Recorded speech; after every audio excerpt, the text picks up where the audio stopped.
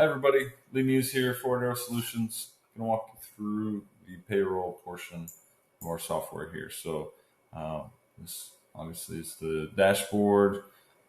You can get some information about your settlements there, and then click here to the Payroll Tools to view the weeks where you received the settlement.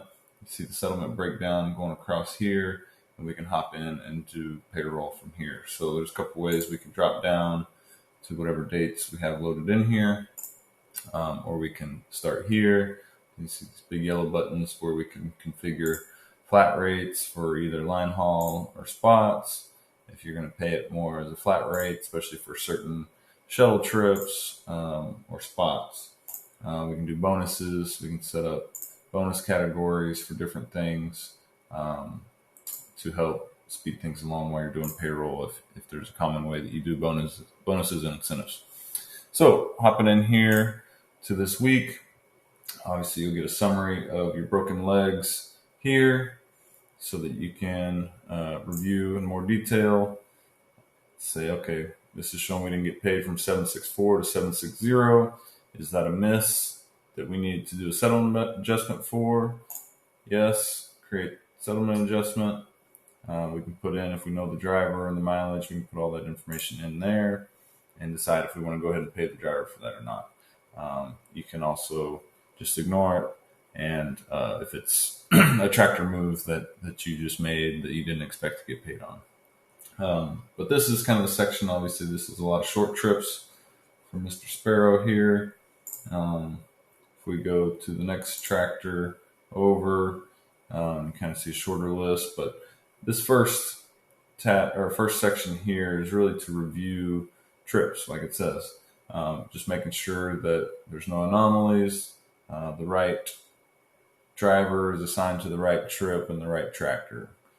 So once you feel good about that, you can go ahead and hit this pay driver mileage button, and that's going to push all the mileage over to each driver for their pay.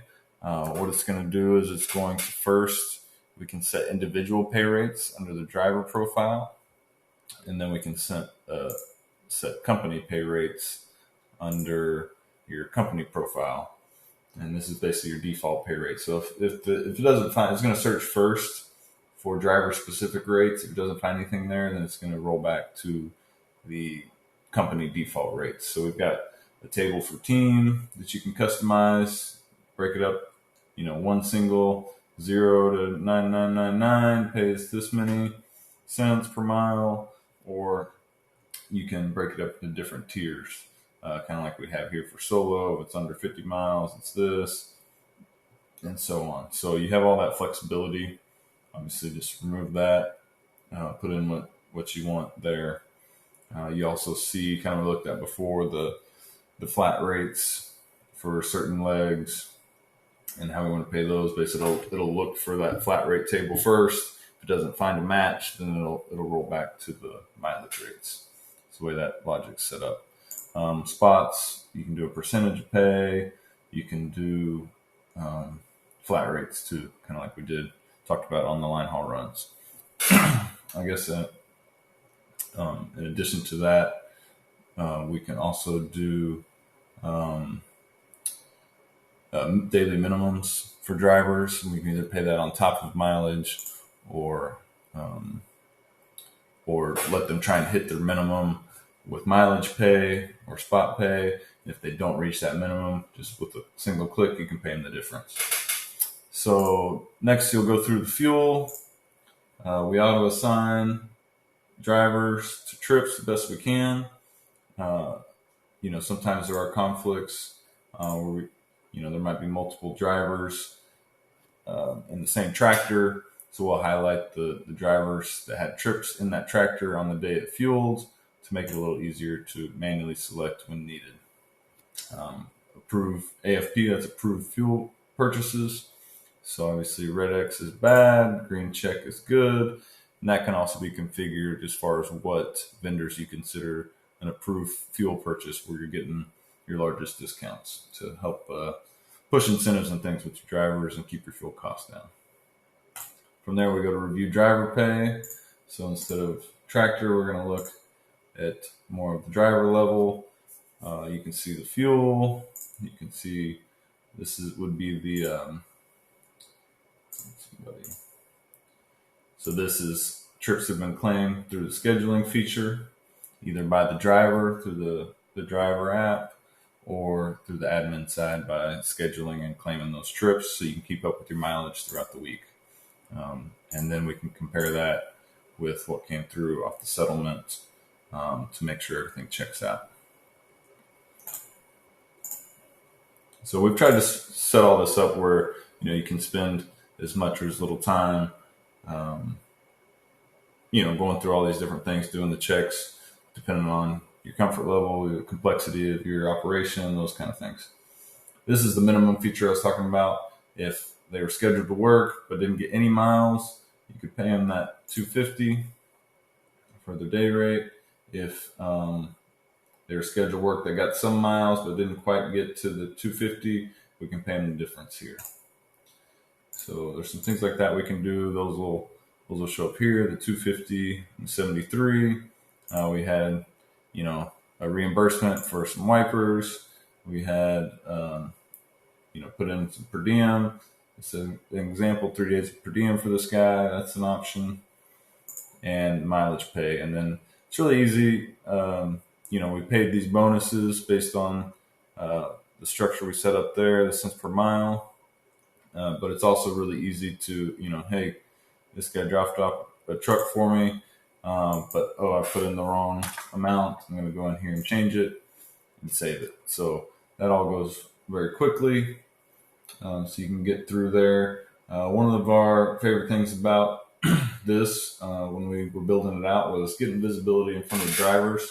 So you hit this view or share. Also, once you're finished with everything, you can go and just with one click send it to all your drivers like this.